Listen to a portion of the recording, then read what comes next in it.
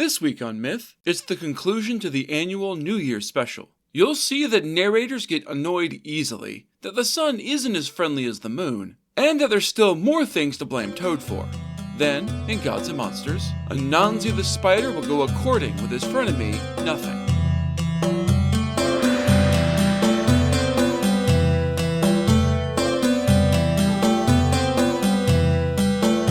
This is the Myths You Teach Your Hated podcast, where I tell the stories of cultures from around the world in all of their original, bloody, uncensored glory. Modern tongues of these stories have become dry and dusty, but I'll be trying to breathe new life into them. This is episode 172B, A Brief History of Time. As always, this episode is not safe for work. The old year is dead. Long live the new year. May it be better than the dumpster fire we just got through, which is a low bar, but still one I would like to clear. Our tale comes once again from the Basoko people in the modern Democratic Republic of the Congo by way of African folk and fairy tales, edited by J.K. Jackson.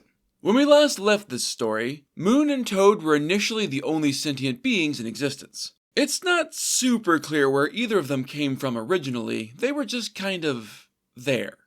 Moon had looked around at the newly dried out world and decided that some new creations might liven things up.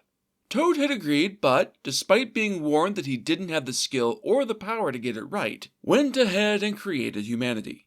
It was, as Moon had warned, a shit show. With Toad vanished due to the effort of creation, and some punishment by the power of the moon, the lunar entity used what power he could bring to bear to fix as much of Toad's fuck-up as possible. Though these newly made humans would still have shorter, harder, and very finite lives than the idyllic, lavish, and near infinite lives they could have had if Moon had been their creator. Thus did he teach the humans Bateta and Hana about the world and, when Hana got pregnant and gave birth within the span of a month or so, how to care for his wife and 2 children.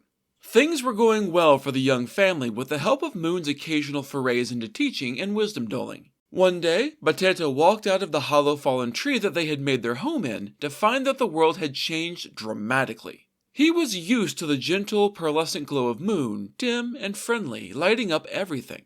Now, there was a dazzlingly bright orb hanging in the sky just above the treetops, lighting the world in stark whites and deep shadows.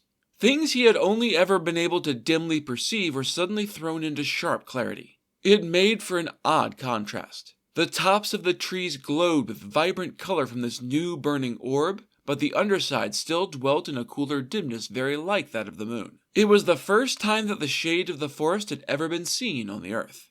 In this dimmer light, a great host of new, never-before-seen creatures gathered to blink out at the brighter world beyond the tree line. They ranged in size from staggeringly enormous down to adorably tiny. Bateta understandably had his flabbergasted by this strange and utterly unexpected sight, so he called for his wife to make sure it was real.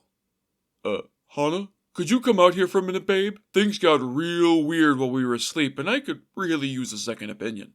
Children in tow, she stumbled into the dazzling glare beside her husband, eyes watering.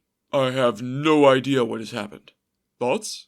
The assembled animals gazed placidly back at them, all of them mesmerized by the enchantment of this sudden and utter change in the light. What do you think it means, husband? Surely a change this major must be some portent of something. Bateta shook his head, equally perplexed. I don't know, wife. None of this was like this when Moon left last night, and I joined you in bed. Hannah cocked her head as an idea sparked at that. Of course, Moon. Husband, you must call him back down to explain this new strangeness to you. Until we know what's going on, I won't be able to stop worrying that this burning orb is dangerous. That something bad is going to happen to you, or to the children. Bateta nodded slowly. A wise idea, wife. If I try to figure out all of these changes with only my own wits, there's a good chance I'll get myself into serious trouble. I need Moon's help on this one.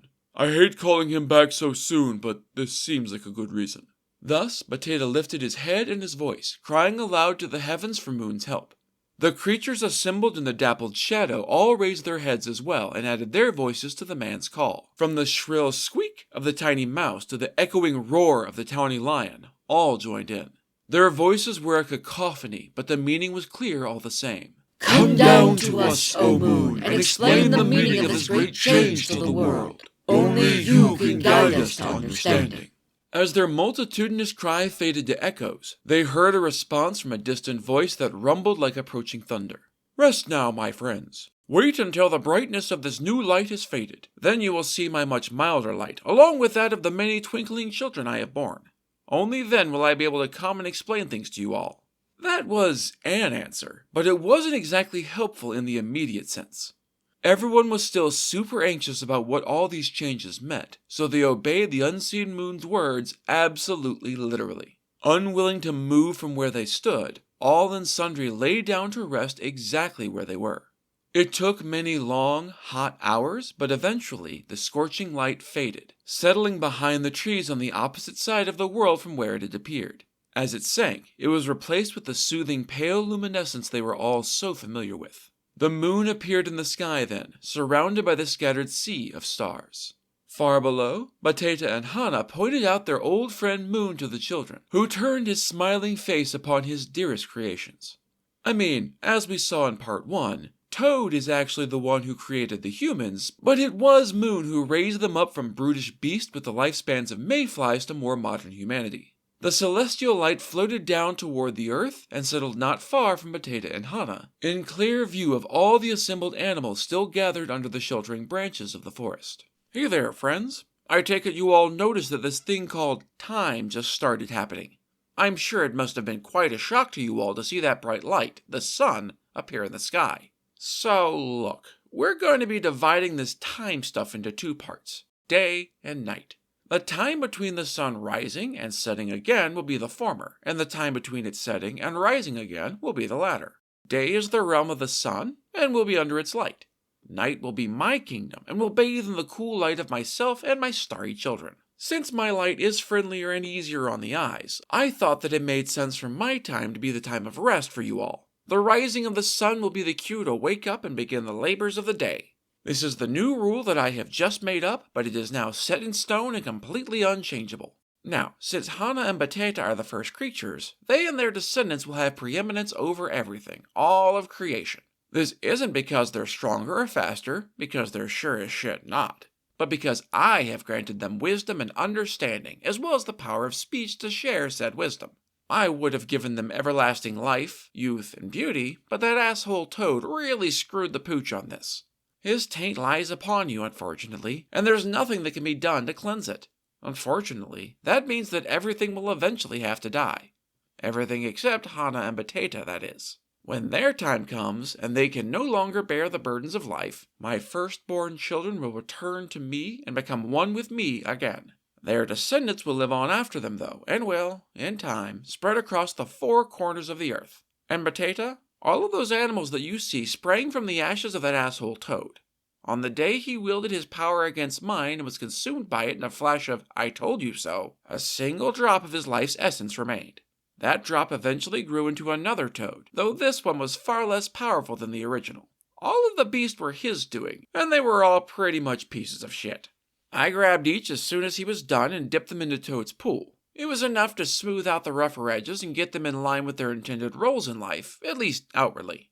They were made so quickly and in such numbers that they have a larger dash of Toad's poison still in them, so unfortunately, that means that most will die much sooner than humanity, nor will they have the power of speech or thought. Your job, Bateta and Hana, is to discover what qualities each of these beasts has and do what you can to make the world and all its myriad creatures work together. Moon then gave a somewhat lengthy explanation of how each animal would spread out to its own biome and reproduce, and how any that were good to eat were fair game for Bateta and Hana as well as their descendants. This included the fish in the seas and the plants that grew across the face of the earth. Moon also vowed that, so long as the first two humans walked the earth, he would remain close by to visit and to answer their questions about the world. It would be up to them to pass these lessons on to their children so that this knowledge should not be lost. Once he took them back to the sky with him at the end of their lives, Moon would no longer come to the earth to visit with his creatures. And with that, he bid the world good night. It was indeed the first real night, and so it was also time for everyone to begin the endless cycle of sleep and wakefulness, aligned with the rising and setting of the sun. True to his word, Moon ascended gently back into the heavens and shone as brightly as ever he had. His children, the stars, burned fiercely in response so that the night sky seemed almost aflame with it. Soon, the celestial being drew his blanket of clouds across the sky to dim the light and let his creatures go to sleep. Darkness fell across the land, a gentle and restful thing to lull all and sundry to their rest. In the morning, Bateta awoke again and wandered out of his hollow tree home to watch the burning of the new scorching light that Moon had called the sun. It wasn't nearly as comfortable to look upon as its nighttime counterpart was, so Bateta soon gave this up and looked around. In the near distance, he saw a flock of goats and sheep nibbling on the grass and bleating contentedly. The young lambs and baby goats frolicked merrily in the meadow like something out of an old Merry Melodies cartoon, prancing with joy at the arrival of their chief, Bateta. He heard a commotion near his feet and saw a long procession of clucking domestic birds, each strutting and scratching with many a cluck and a crow, as Bateta looked at them. None could use words, of course, thanks to fucking Toad, but their meaning was still clear to Bateta. All hail the ruler of the world!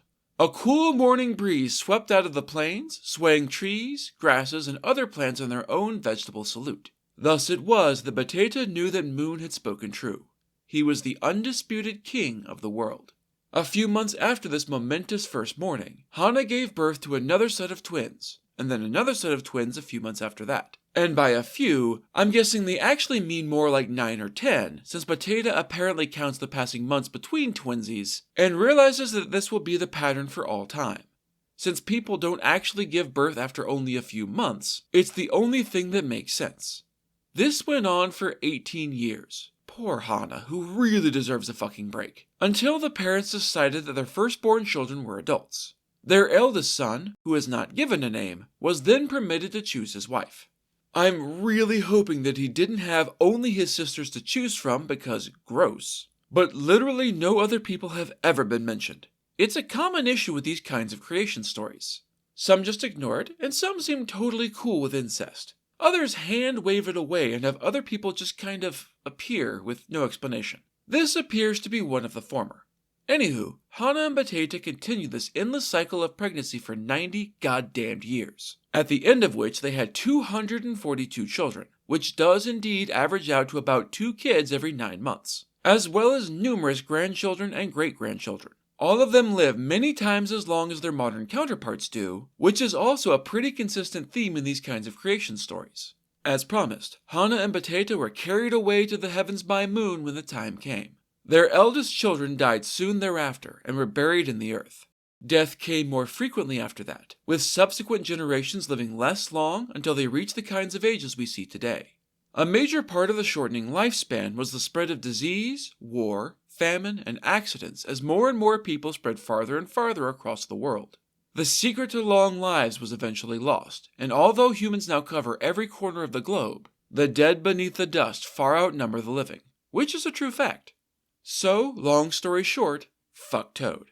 If he'd had a little more humility and a little bit less of the unearned confidence of a mediocre white man, we might all be eternally young and beautiful and living in a blissful paradise. The moral of the story is fairly directly stated at the end, and it is mostly not to be like that asshole Toad. Don't be rash and headstrong, and make sure to listen to the advice of those wiser and more knowledgeable than you, so that you don't end up hurting a lot of innocent people. It's at this point that Baraka, a character we haven't met yet, but may have been part of some frame narrative that wasn't included in this collection, asks Madageza, another character we haven't met but who apparently has been our narrator, why the Moon taught Bateta about the banana, but not the manioc, also known as the cassava, a potato-like root vegetable. The narrator posits that the banana was esoteric enough that no one but Moon could have explained it as edible and useful. The manioc, on the other hand, is a common food for the goats that roamed in Bateta's herds. He was clever enough, thanks to Moon's intervention to remove Toad's taint, to reason that if the goats could eat it safely, then he probably could too. At which point Baraka complains about the omission. That's a good explanation, so why didn't you include it in the story originally? Why did I have to badger it out of you? Madageza sighed in exasperation. If I included every single detail, then this would be the story that never ends. Do you also want to hear about the sweet potato, and the tomato, and the pumpkin? Or of how millet was discovered by the flocks of domesticated fowl? Or how dogs discovered palm oil? I get your point, but also, I really want to know about the last one. How the hell did a dog discover the use for palm oil nut?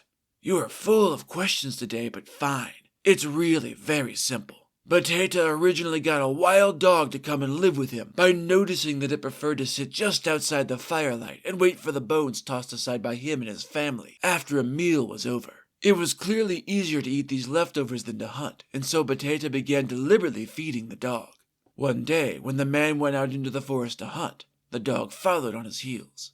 After a long walk, Potato rested at the foot of the tall, straight tree we now know as the palm tree. There was a whole bunch of the tree's nuts lying around the roots where monkeys or the wind had tossed them. The dog sniffed at them hungrily and decided to start munching on them. Potato wasn't sure if they were safe or not, but decided that the dog had the right to make up his own mind on the matter. Not only did they not hurt the beast, but he seemed to thoroughly enjoy munching on them, so Potato decided to give them a try. When he tried cooking with them, he noticed that their fat leached out into the vegetables he was cooking them with and made them a hell of a lot tastier. And that's the story. It's an awful lot like the ones for the manioc, and that's because most of these stories are basically the same. Potato watched an animal eat something and not get sick, decided it was probably safe, tried it, and then passed the knowledge of what was good to eat down to his kids. Whatever wasn't figured out then was discovered later when famine or some other desperation forced people to try foods like mushrooms and risk potential poisoning. That was a good enough answer for Baraka, though he couldn't help but be a little melancholy and a little angry at Toad for ruining everything for, well, pretty much everyone. That arrogant little ass. And so, with questions about creation settled for now, it's time for Gods and Monsters. This is a segment where I get into a little more detail about one of the gods or monsters from this week's pantheon that was not discussed in the main story. This week's confusing antagonist is nothing. This story is also taken from African folk and fairy tales edited by J.K. Jackson, but this one comes from the Akan people of the Ghana and features our old trickster friend, Anansi. Back in the old days of mythology, Anansi the spider lived in a miserable little hut. This would have been bad enough for the envious old spider, but it was made so much worse by the presence of a grand palace nearby, owned by a very rich man named Nothing. I have to wonder if he's a distant cousin of Odysseus, aka Nobody. Now, Anansi might have been a jealous fuck, but he was also one who enjoyed the finer things in life, so naturally he became friends with Nothing. Well, frenemies at least.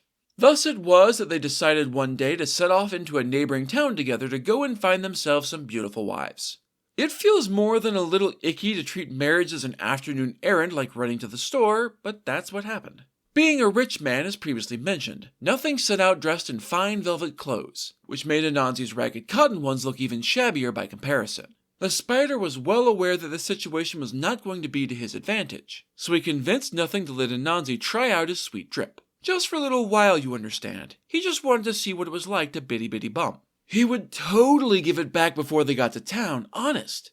As you probably already guessed, Anansi is lying. Each time Nobody brought up switching back, the spider came up with one excuse or another to delay for just a little bit longer. Naturally, they arrived at their destination with their clothes still swapped, in an involuntary Prince and the Pauper situation. Dressed to the nines as he was, Anansi had no trouble attracting as many wives as he wanted. Someone dressed in clothing that expensive was surely able to take care of everyone's needs with no trouble.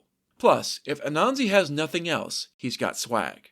Nothing, appearing to be just a single step above pure destitution, was ignored and treated with awful contempt by everyone in town. People have always had trouble seeing past the trappings of wealth to the person within. One woman, however, was more discerning. She saw in Nothing a good man who would treat her well, and so she agreed to marry him despite his evident poverty. Anansi's wives laughed at this obviously delusional woman for wedding a beggar when a veritable prince was right fucking there. Being wiser than they, the woman ignored their insults and jibes. They all set off for home together, just as Anansi and Nothing had done that morning. The trip back was miserable for Nothing and his wife, given the endless derision and insults flying at them from Anansi's party. The spider is not a very good friend, and he's somehow an even worse husband. When they reached the crossroads near their respective homes, Anansi's wives were horrified to discover that their new and supposedly rich husband led them down the rutted, half-cleared path to the tiny, dismal shack, instead of along the wide, well-maintained path to the palace. The latter road had been laid with fine skins and gorgeous carpets by Nothing's many servants, in anticipation of his arrival. At the doors waited said servants with a change of clothes, which was especially nice since Anansi had apparently just straight up stolen the clothes he had borrowed. No one was waiting at Anansi's house, which was an absolute wreck of a bachelor pad. Nothing's wife was now the queen of the whole district, with anything her heart might desire only a whim away. I'm resisting the urge to sing a whim away, a whim away, a whim away, although I guess I didn't resist that hard. Anansi's many wives, on the other hand, couldn't even scrape together proper food for the household, and had to make do with unripe bananas and weazen peppers. They now realized that they had been lied to and tricked, but divorce wasn't so much a thing, so they were stuck with it. Now, for all that they had been total mean girls to Nothing's wife, she considered these women her friends, and she hated to hear how they were suffering in their new lives. She organized a feast in her new home, and invited them all to dine with her. The place was even grander from the inside than it had appeared from the outside, and none of the women wanted to return to the miserable hut Anansi had brought them back to. So they just didn't. They refused to go back, and just stayed with their benefactor in the palace. This infuriated Anansi, who, like many a modern-day manosphere influencer, didn't think he had done anything at all wrong. Sure, he had lied to their faces, and sure, he was starving them and treating them like servants, but that was his right. These women should just settle into their trad wife roles and let him be in charge. Since he couldn't persuade or threaten them to come back, he escalated to the obvious next option and tried to murder Nothing. Like, a lot. He went through a number of spy versus spy-esque schemes, each without any success. None of them worked, so eventually the spider went to a swarm of rats that he was friends with and convinced them to dig a deep pit under Nothing's door. When it was done, Anansi lined the bottom with knives and jagged shards of broken pottery. That done, he smeared the steps with ochre oil to make them slippery, then hid himself in a nearby bush. He waited until the sun had set, and he was sure that everyone in the palace was asleep. The spider then called out for Nothing. "Hey, Nothing, old buddy, old pal. There's something real cool out here I want to show you. I can't just tell you what it is because it's way too interesting and unique to put into words. Why don't you come outside and look at this totally real and not at all made-up thing with me?" Now, Nothing was a very trusting soul, and believed the best in this lying asshole of a neighbor, as we have already seen. Fortunately, Nothing's wife was wiser than her husband, and suspected that some bullshit was afoot. She dissuaded her husband from answering the spider's summons. Anansi wasn't one to give up so easily, when it came to revenge at least. "Seriously, Nothing, you have to come out and see this really cool and totally mysterious thing. You'll regret it forever if you don't. Everyone's gonna say, ooh, there goes poor Nothing, who missed out on seeing that really cool thing with Anansi. Come on, don't you trust me?" Multiple times, Nothing's wife talked her husband out of responding, but eventually his good nature and curiosity got the better of him. What if Anansi was right? What if this, whatever it was, really was that cool and he missed it? He wouldn't be able to live with himself. And so, eventually, he headed outside to see. As soon as his foot hit the first step, it slid out from underneath him and he tumbled ass over tea kettle into the gaping maw of the pit. The clamor of his fall and the terrified scream that accompanied it awakened the entire household. Lights were summoned and the pit was discovered, with poor Nothing's broken, mutilated body lying at the bottom. He was very clearly dead from the combination of the fall and the many, many stab wounds. His wife wailed in despair at the sight of her beloved husband's untimely murder. She more than suspected that Anansi was behind it all, but alas, there wasn't much she could do about it. Since she couldn't get justice, she decided that she would at least see that her husband was mourned properly. She gathered as many yams as she could, boiled them all, mashed them up, and took them out to the district Nothing had lived in. To every child she met, she gave a serving of these delicious sweetened yams. In return, she asked only that they cry with her over her dead husband. This is why, to this day, when you see a child crying and ask an adult what they're crying about, you will often be told they are crying over nothing. I have mentioned before that Anansi, and all tricksters for that matter, are not necessarily good people. They are transgressors of norms and rules by their very natures. Sometimes this makes them the hero, the only one willing to stand up to tyranny. Others, it makes them into cruel bullies, who hurt everyone around them in their own selfishness. Such is the dual nature of the trickster, itself a reflection of the complicated souls of humans since time immemorial. That's it for this episode of Myths Your Teacher Hated. Keep up with new episodes on our Facebook page, on iTunes, on TuneIn, on Verbal, and on Spotify. Or you can follow us on Instagram as Myths Your Teacher Hated Pod, on Tumblr as Myths Your Teacher Hated, and on Blue Sky as Myths Podcast. You can also find news and episodes on our website at mythsyourteacherhated.com. If you have any questions, any gods or monsters you'd want to learn about, or any ideas for future stories that you'd like to hear, feel free to drop me a line. I'm trying to pull as much material from as many different cultures as possible, but there are all sorts of stories I've never heard, so suggestions are appreciated. The theme music is by Tiny Cheese Puff. Episode 5 of Saturday Morning Roleplay is out now, the second part in a new, exciting mystery of the plucky teen detectives / magicians of Abe Kadabra's traveling magic show. Follow them and their cowardly white tiger Kato as they investigate the mystery of the fabled Gator Man. As a reminder, this show is an actual play tabletop role-playing podcast using a variety of game systems to tell stories inspired by our favorite cartoons. All episodes are kid-friendly, rated TV PG for cartoon violence and rare mild language. Check it out on Spotify or wherever you get your podcasts. And if you could, please leave a positive review on your app of choice and tell your friends about us. This is still a very new show, so reviews and word-of-mouth recommendations make all the difference. Next time, we're going back to Latvia for another installment in the epic of Loch Plessis the Bear Slayer. You'll see that sometimes you just need fatherly advice, that sometimes people are your ex for a reason, and that betrayal cuts deeper than any sword. Then, in Gods and Monsters, an orphan will discover the magic of music. Literally. That's all for now. Thanks for listening.